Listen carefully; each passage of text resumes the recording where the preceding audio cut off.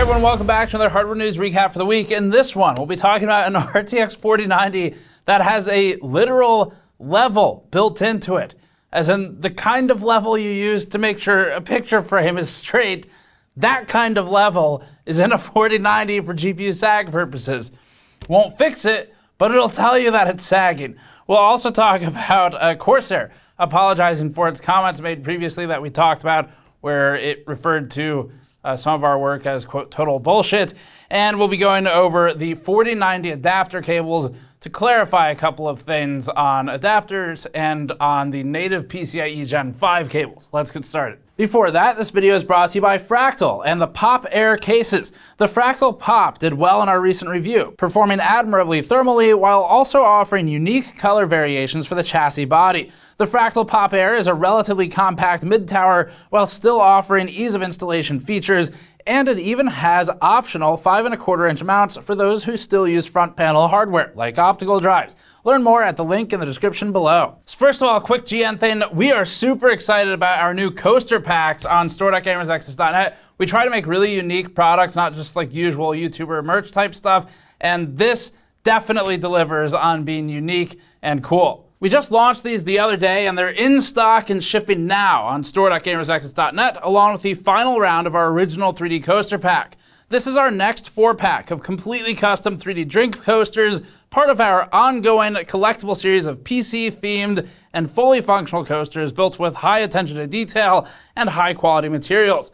The GN Debug Coaster Pack is named specifically after this coaster, actually. This one includes extreme attention to detail all the way down to the 7-segment display postcode, hence debug. It also has power and reset buttons. You can't actually turn stuff on with them, though, and VRM heatsinks, and yes, a 2-scale AMD CPU socket. The other coasters include this green RAM coaster, where you can see the memory chips, the controller, and the pins all offer support for drinks while looking super awesome and having a great texture to them as well. It also has even the small locking key, that tiny hole at the pin base that shows the super high attention to what we were making. The next one is an SSD where we broke the literal mold by adding, again, a 2-scale, because that's how we roll, SATA data and power header to join the flash modules in the controller. The final one is a minimalist GN logo, the very same we've had in use since 2008 now. We've been around quite a while. So we're really happy to launch these. Andrew and I have been working on these with our friend who manages the production of all of our stuff for about a year now, and really happy with how they came out.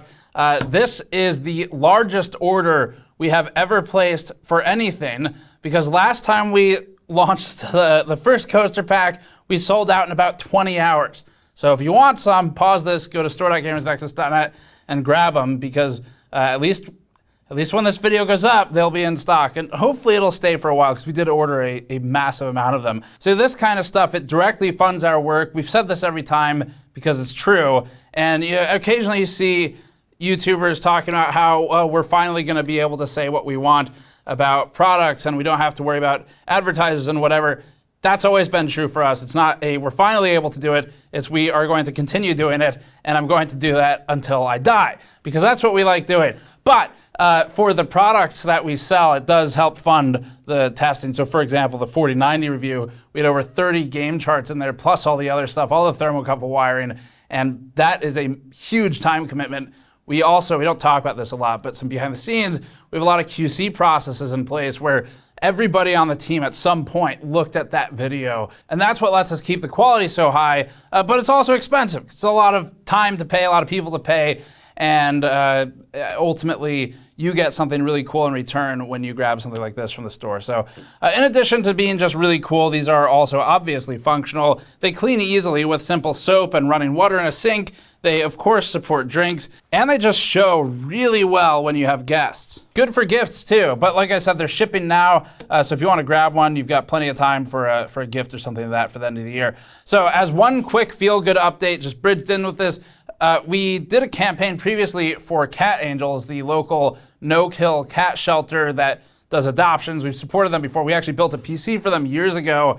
That's how we first met up with them, visited their shelter, and we built it for them to do adoption forms on. But anyway, the update, in September, we did a charity drive for them. We gave a portion of the GN store revenue to them, and our distributor jumped in and threw in some money, and I'm throwing in some money as well, additional, that is, like separate from the store orders. And we ended up with $5,500 just straight clean to the charity, and they have really low overhead too. So $5,500, just sent that over to them. They're very lean, and they were super happy to get it. They needed the help. So thank you to all the people in the audience as well, because Cat Angel sent over a, as always, very kind and grateful message for the support from the community. It's kind of cool, because they're a small local shelter, and they never expect when we just like bombard them with donations from the internet. So anyway, let's get into the sort of hard-hitting news here. Corsair apologizing for its comments after reporting on our previous run-in with a high-ranking Corsair employee who made some specific comments about our work. We had to talk about adapter cables, how they work. We showed portions of an NVIDIA interview we did about that adapter cable, and basically the statements from Corsair were wrong. And quote, "It has come to our attention that a member of Corsair staff recently made inflammatory and incorrect comments regarding Gamers Nexus and Guru 3D's understanding of the NVIDIA RTX 4090 power connector. These comments do not represent Corsair as a company, and we regret both the form and the content of the individual's outburst. We've worked with both Gamers Nexus and Guru 3D for many years and hold both in high regard in terms of their professional conduct and technical abilities. We apologize unreservedly for the improper conduct of our employee and will be taking steps internally to remind our team of the high standards we have for them when interacting with the media and end users." So the comments came from a director level, which is why we assigned it to Corsair. It's at that point you're functionally speaking for Corsair. We do appreciate that Corsair apologized.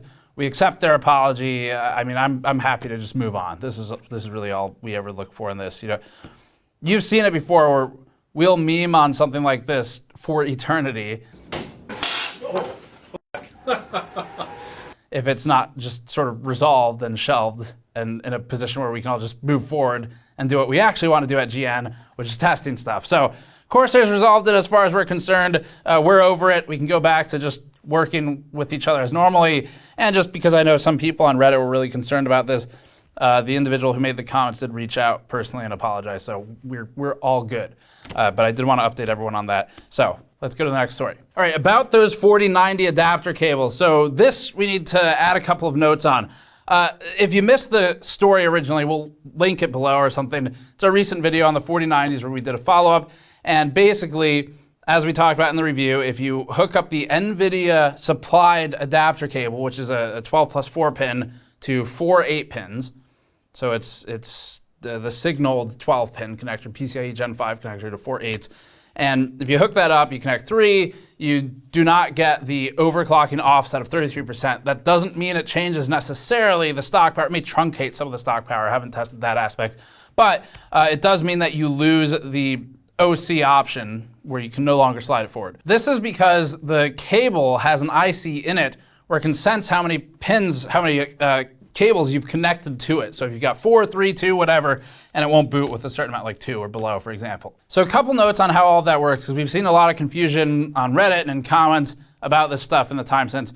First of all, if there's 2 things to think about here. There are adapter cables where you have the 12 pin that goes to 8s, and then there are native cables. So a native cable would be a PCIe Gen 5 cable. We have a few of them here where it goes straight into the power supply and it comes out as a 12 plus signal. It might only be 2 signal, it might be 4, whatever, but it's 12 plus signal basically. So that would be a native PCIe Gen 5 cable where you're not adapting from standard 8-pin cables or 6 plus 2. And in the scenario of a native Gen 5 cable, unless there's an IC in there or a board partner is doing something screwy to power manage, power mitigate, the native PCIe Gen 5 cables will allow for that full 600 watts because they are rated for it. The whole spec or the design of them is to take that amount of power. So that's why you get the OC offset if you use one of those, at least the ones that we have that we've tested. Corsair has a PCIe Gen 5 native cable, not an adapter, that will accept the full 33% offset on the FE card. Now it's different again from the adapters.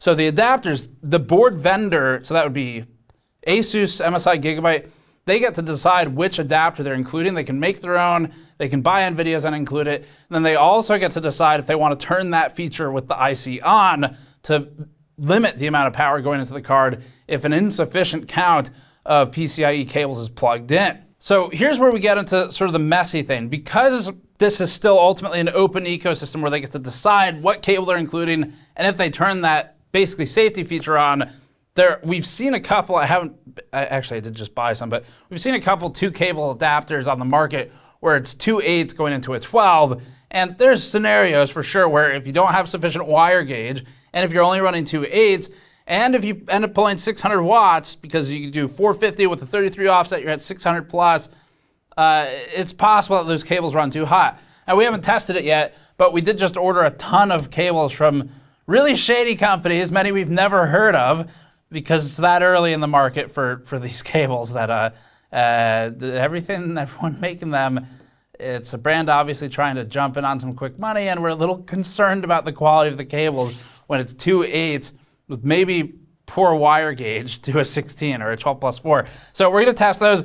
We actually just used a bunch of the money. We finally bought a thermal camera. So we took a bunch of the money from our store revenue, finally bought a real high-end thermal camera. We've never really liked them for most stuff, but for rapid cable iterative testing, super valuable, because you point it right at the cable and you mostly care about the temperature of the housing anyway, and then you kind of extrapolate from there, and then you use that data if you need to. You just probe directly with a thermocouple. So anyway, we have that coming in. We're gonna cycle a bunch through and see if there's sort of any that are unsafe for a 2 to 1. But as far as the cables that are out there now, if it's PCIe Gen 5 native, it's probably okay, unless it's just a really, really bad quality cable, and will probably allow the full power offset. If it is not PCIe Gen 5 native and it's an adapter cable, if it's NVIDIA's adapter cable and it's going to an NVIDIA FE card, it acts exactly as we described. And if it's a partner adapter cable and they've enabled that feature, it will act exactly as we've described. And if it's an NVIDIA adapter cable on a partner card and they have opted out of it, then it will just probably allow full power regardless. So in short, the NVIDIA FE cable we showed is intelligent. This is really strange to say. We're at a point where cables are smart now. Smarter than some humans, probably. But we'll save that for when our overlords are robot Jensens ruling the earth. So the FE cables are smart where they can detect, they can sense how many cables are connected to the one end, they can power mitigate as necessary, and it's basically a safety feature. So anyway, we'll have a lot more to talk about with that soon, because it's a complex topic now, sadly, because there's a lot of really sketch cables, but we bought them. All right, next one, RTX 4090s with a level built into them. Video cards spotted a new RTX 4090 from a company called Manly on AliExpress. This card is mostly worth talking about just because it's weird. The most interesting aspect of it is the level that's built into the side of the card. So if it's sagging, but only sagging on the side where the level is, which is where it's probably not sagging, it'll tell you that it's not level, and then you'll proceed to not do anything about it. Most likely, this is just going to drive people crazy without necessarily providing anything useful, although you could do what some of our viewers did on Twitter and stack Lego bricks underneath the end of the card. It's a cheap solution. The included level, for a moment, we thought it was actually satire, but it's not. The front of the card has an on and off button for LEDs, kind of a weird spot. It's positioned right next to the far left fan, which is nearly 50% obstructed by the shroud. That's a feature. The card uses a full 3 slots, including a 3-slot bracket, which actually should help with sag, and it also has a battery indicator on the plate. Not sure why or what it's for, because you definitely can't run a 4090 on batteries. Otherwise, it's uneventful aside from its edgy military theme, but MSI would blush at that. Up next is ASRock Graffiti Motherboards. This is actually kind of cool. It'd be easy to take shots at them for this, but we like this because ASRock has announced new motherboards with some custom art on it, which even if you're not into graffiti as sort of a style, it's nice to see manufacturers doing something different and actually fully executing on it, not just half-assing it. So here, they have something more unique than the usual black and RGB look, and the diversity of design on the market here, it should only be a good thing. Now, this is part of the company's live mixer series, it calls it. probably best to avoid the marketing language and just focus on the looks because the marketing doesn't help much. For example, ASRock says, quote, also its reliable performance allows us to provide wonderful content and budget our time. Not sure how that works, but sure. ASRock also says that, quote, users will never run short, okay? And that boards have both effectiveness and whatever this says. In actuality, the boards are kind of cool. They're painted all over, the heat spreaders, the M.2 covers, the PCB itself, not speaking of the quality of the board, of course. ASRock shows it pictured in cases that are similarly tagged, running lighting and custom loops that help exaggerate the look. And genuinely, let us know what you think about this design. I think in the least, probably most people in the audience are cool with giving some credit for doing something different, because we saw that with the Yes and Cute pet cards, and at least this follows that. Razer up next. Leave it to Razer to make its own convention called RazerCon, and then partner with Verizon, one of the largest corporate con artists, our opinion, on the market, to then launch a Steam Deck wannabe. The device is called the Razer Edge 5G. We can't imagine why Verizon's name isn't directly in the product name, because everybody loves them. Razer says it's the ultimate experience and boasts of a 3 GHz, quote, octa-core CPU for, quote, extreme gaming performance using the Snapdragon G3X solution. Additionally, it's equipped with a 144 Hz 6.8-inch screen, and Razer says that it has, quote, console class control. Don't set goals too high, you want to be able to achieve them. The Razer Edge is an Android device that can stream, marking another step in the march of removing all ownership of software and hosting it remotely for a licensing fee forever. No price was announced, but Razer says it'll be out in January of 2023, which aligns with CES, so we'll be sure to stop by the booth. Up next, Valve's Steam Deck supply has impressively completely caught up with demand at this point. They're still making more, but really crazy how quickly they swung that into their favor. And we've got one big accessory to cover here, so it's the first party dock that's made by Valve. We're not going to be testing this, but we figured we'd announce it because we talked about it in our reviews a while ago. It's finally available. There have been several third-party docks and dongles available and in use for a while now. But for Valve, they have both DisplayPort 1.4 and HDMI 2.0 display outs, and they support multi-monitor functionality. In addition, the dock has gigabit Ethernet and 3 USB 3.1 Type-A ports for peripherals. The dock connects to the deck over a single USB-C cable and is capable of passing along power from an included power supply as well. Valve points out the dock does not boost the performance of the deck in any way and can operate without the power supply, but it'll cut the USB throughput to preserve power. And the deck dock is available at $90, but like I said, we're not going to be testing it. RTX 4090 water blocks. So 4090 blocks are actually super interesting this time because, as you can imagine, all the 4090s are pretty fat and also high power. Suddenly water cooling, especially when the card's $1,600 baseline anyway, becomes a lot more interesting. So talking about some of those, there's obviously the form of CLCs, like hybrid cards, where they have AIO coolers on them, and we're looking at one of those actively right now. But then there's also the custom loop option. So EK, Waterblocks, AlphaCool, and Fantex have all announced them. And sorting through the EKWB ones first, the company showed off its new Vector Squared designs for Founders Edition 4090s. There are two versions of the block, one standard single-sided design as well as a clamshell double-sided design. The major difference in the clamshell design is the addition of an active backplate where water flows through the blocks on both sides of the cards. This was more relevant on the 3090 though, because that card had memory on both sides and this one doesn't. You'll likely still get some cooling benefit by sinking heat out of the back of the PCB, it's just not as much as if there were memory back there. The single-sided version one is up for $250, double-sided is $400, which would bring the FE up to $2,000. Haven't tested the double-sided one, but realistically, it will help, but you're already bringing the temperature down enough if they built it properly by just water cooling the one side. So you probably save a lot of money there by just going for one. Next up is AlphaCool. AlphaCool has one design for the 4090 that it calls the Ice Block Aurora Acryl GPX-N, and it's for the reference PCB, which we haven't worked on yet. AlphaCool's renders show a rectangular PCB instead of the V-shaped FE1, and we actually saw this block in our video covering the ridiculous 40 series partner models on the Inno3D iChill Frostbite. All things considered, it's one of the least insane despite its brutal nature. as Inno3D says. AlphaCool did a clean slate design for this generation and isn't shy about calling out the 4090's enormous heat. And one interesting thing about AlphaCool's block is the choice to go with chrome plating over copper, rather than the more common nickel over copper. AlphaCool claims this results in a much harder coating that's harder and more resistant to damage by acid, scratches, and flaking. We aren't sure if chrome is actually more inert in a water loop than nickel, so if anyone's a chemist in the audience, let us know. That block is online for 160 euros, and then moving on to Fantex, they have the Glacier G40 blocks, but Fantex didn't provide much detail other than a few photos. We're not exactly sure what all PCBs these are designed for, but there appear to be 3 versions with slight differences in layout. The designs with the ports near the end of the block could be useful in situations where you're limited in the vertical dimension and might not have space for ports to stick out in a traditional manner. Now the big thing here obviously is just bringing down the size of the cards, better compatibility in cases, mid-towers especially, and water cooling. It's a big cost, $1,600 though. We think probably a lot more people are willing to consider it than they might for a lower end card. Up next, Acer is making an A770 video card. Not much of a video card manufacturer, but they're trying it out with Intel Arc, and the card is called the Predator BiFrost. BiFrost, of course, is the rainbow bridge in Norse mythology, and we assume that Acer visited Yggdrasil, the Tree of Knowledge, to learn about how to make video cards.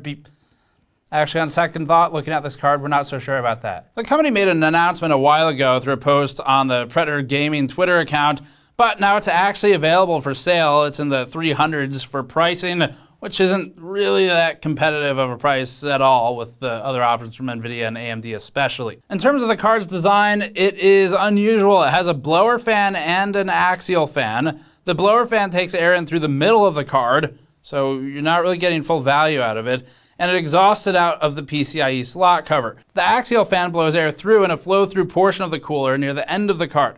This approach is actually similar to the NVIDIA 30 and 40 series FE designs, except both of those are axial, and just one of them pushes air out of the slot cover area. Overall, it looks to be 2 slots with a slightly extended height and thicker than average backplate, which is due to what looks like a stacked design. They're running 2 8-pins for power, and we're gonna try and get one of these so we can test it, because it does look interesting. Not particularly good, but it's interesting. There's probably a reason this design hasn't really been done. The reason is that it's probably terrible, but we'll look at it anyway. Finally, Noctua has a perfect waste of plastic for us. It has the Ryzen 7000 thermal paste card. Yes, this is a piece of plastic that you put on top of your Ryzen 7000 CPU, then you put thermal paste on it, and then you remove the plastic thing, and it stops the paste from going over the edges. So this waste of Earth's resources and petroleum is called NaTPG1, and it's available with 10 NaCW1s, which are cleaning wipes, and the kit of both is naturally called the NaSTPG1. Obviously. Other than being cool because we're using dead dinosaurs to make this, it's also cool because it does something that you could do on your own by manually spreading the paste like we do.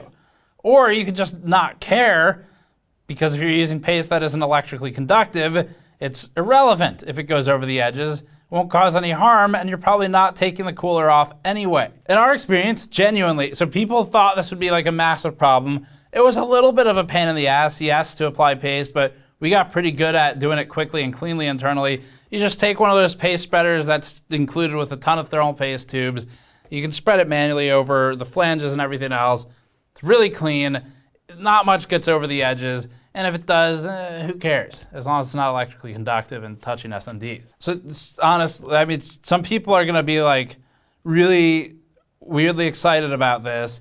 And we're telling you from experience, this is a waste of money, a waste of plastic. And it is totally unnecessary. It does nothing of value.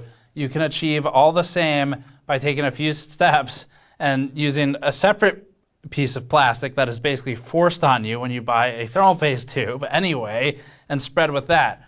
Or you can just do like dots all across the whole thing, tiny ones, and that'll get the same coverage. And again, if there's some that comes over the edges, unless you're in and out of the socket all the time, who cares? So that's it for this one. Thanks for watching as always, and go to store.gamersnexus.net to grab one of our new coaster packs, where you can also help support our testing and the massive amount of work we're doing right now trying to keep up with all the launches in the industry. And you can go to patreon.com/gamersnexus to help us out directly there as well. Thanks for watching. We'll see you all next time.